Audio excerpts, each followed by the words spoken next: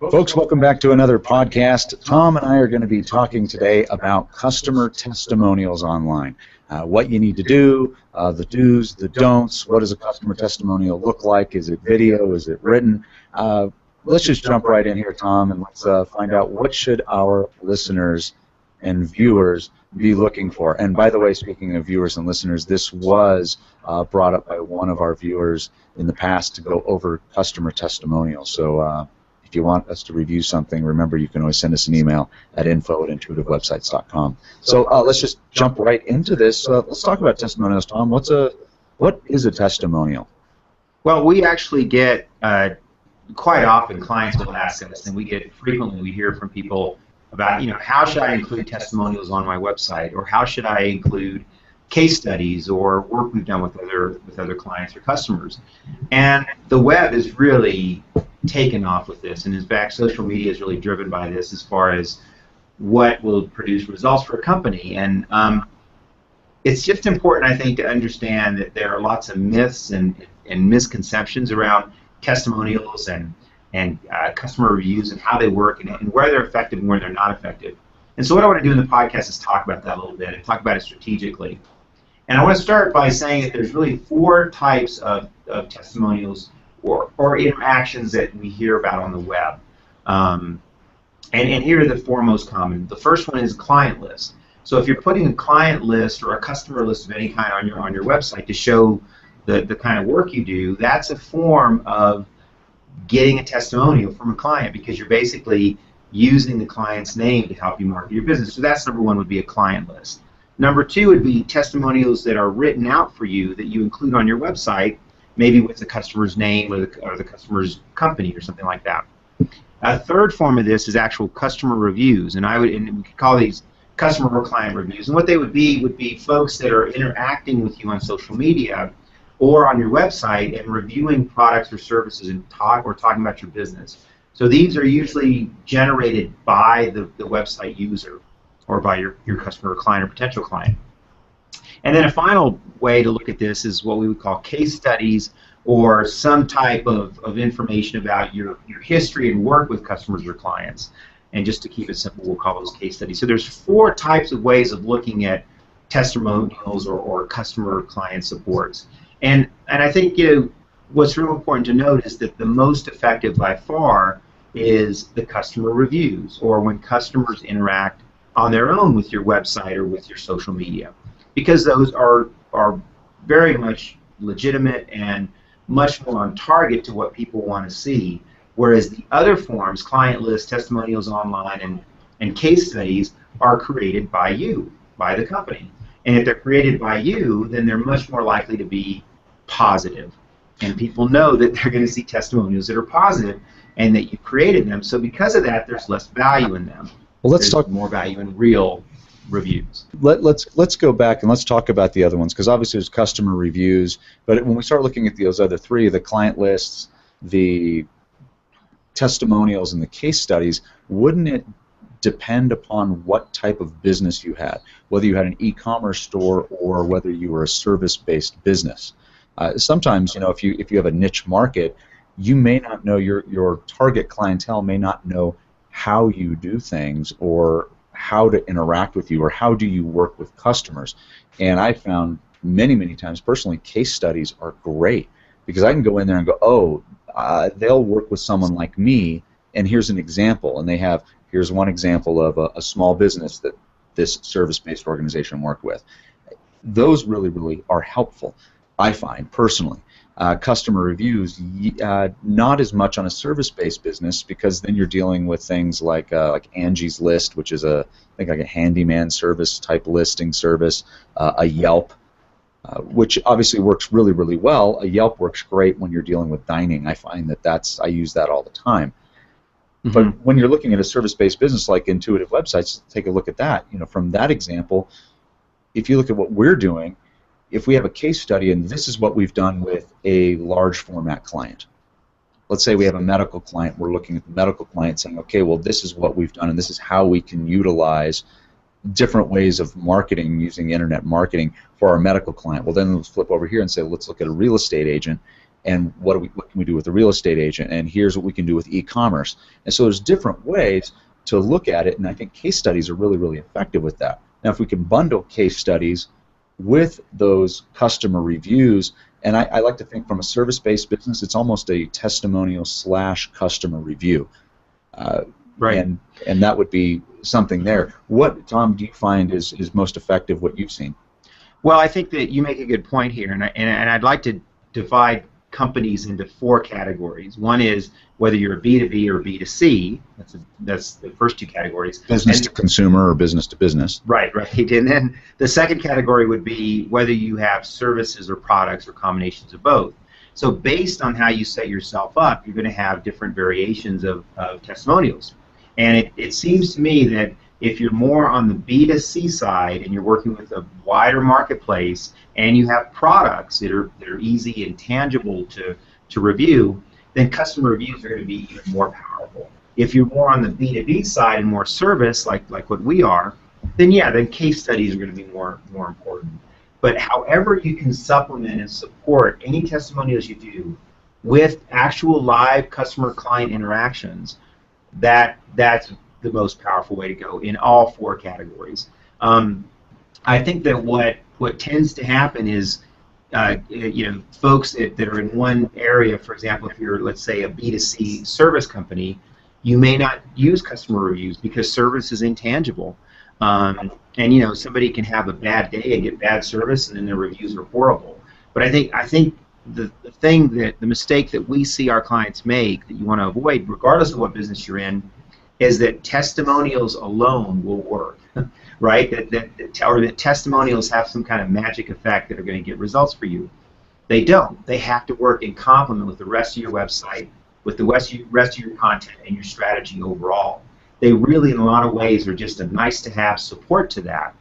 But if you're going to do them, really try to shoot for the live customer reviews that will happen through social media or through product reviews on your website, and through maybe even service reviews on your website as well.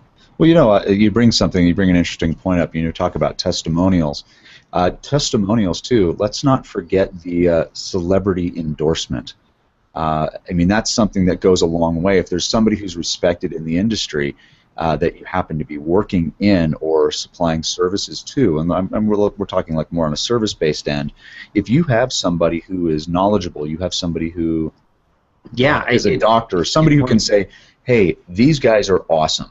And obviously when you start getting into paid endorsements versus somebody who's used your product or service and said, no, you're on it, obviously endorsements that come from people who love the service you provide are number one.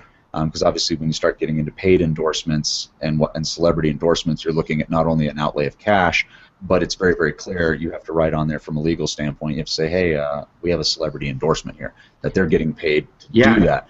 Absolutely. And that's not really what we're talking about here from a testimonial standpoint. It's more people that love your product.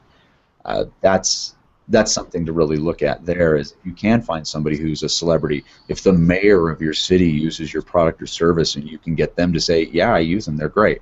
Now, obviously, that might be a conflict if you're the mayor, but if you can get the mayor to endorse you, good on you. Well, and I think that when you get an endorsement from somebody that knows you, that any other endorsements you have that follow that or testimonials have more power to them. Because for the most part, most B2B companies do business with businesses we've never heard of, right? And so you're not going to always get the big celebrity endorsement or the well-known company. But if you can get 1 or 2 or even marginally known companies, then the rest are much more powerful. And I think it's a good point. Now, as far as the actual reviews go, or the online reviews, that's just going to be the general public. The thing that most of our clients lose sleep over is when they get a negative review, or they get the one person that decides they're going to vent some frustration on this Facebook posting. In fact, we just had a client this morning who got a negative post on their Facebook, and he was very concerned about that. And basically what you have to do is consider the source and consider the fact that all of this, the internet, social media, has a self-policing view of customer reviews. So we are capable as internet users to understand the source of the review and whether or not it's legitimate or not. Now, for example, a major hosting company recently had several servers go down nationwide, and in fact, it was a big thing that impacted several hosting companies. And those Facebook pages lit up with people that were upset and frustrated.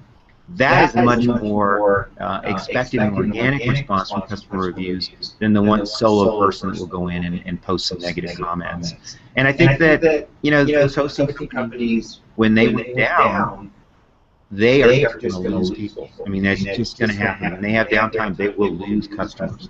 And so the power of those customer reviews are in, is this something that's legitimate to the industry, or is it a one-time thing that I can just ignore and not lose sleep over?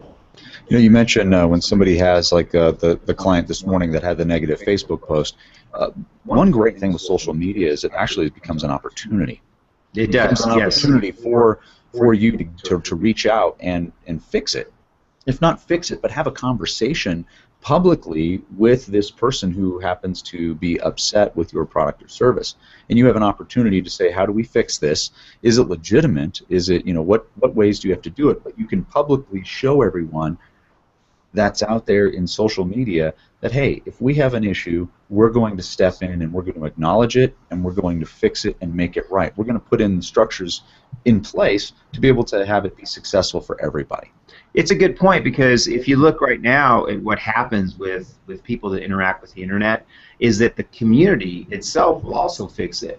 And people will jump in and say, well, that's just an irrelevant comment. That doesn't apply to my experience with this company and so forth. And that happening is so powerful. It's probably the most powerful thing you can expect from testimonials, is if somebody comes in and fixes a bad comment. What's also interesting is that the people that are loyal to your company and loyal to the services, products you provide are much more likely to jump in and fix it. It's also a little bit of a downside with the internet too, because people with like minds tend to hang out in the same areas, and so anyone that has a different mindset or a different viewpoint gets quickly filtered out by that community. But that's just the way it works, and you have to work on your loyal customer base to help you do that. And then what will happen is you'll attract the right kind of customer to you for your service products.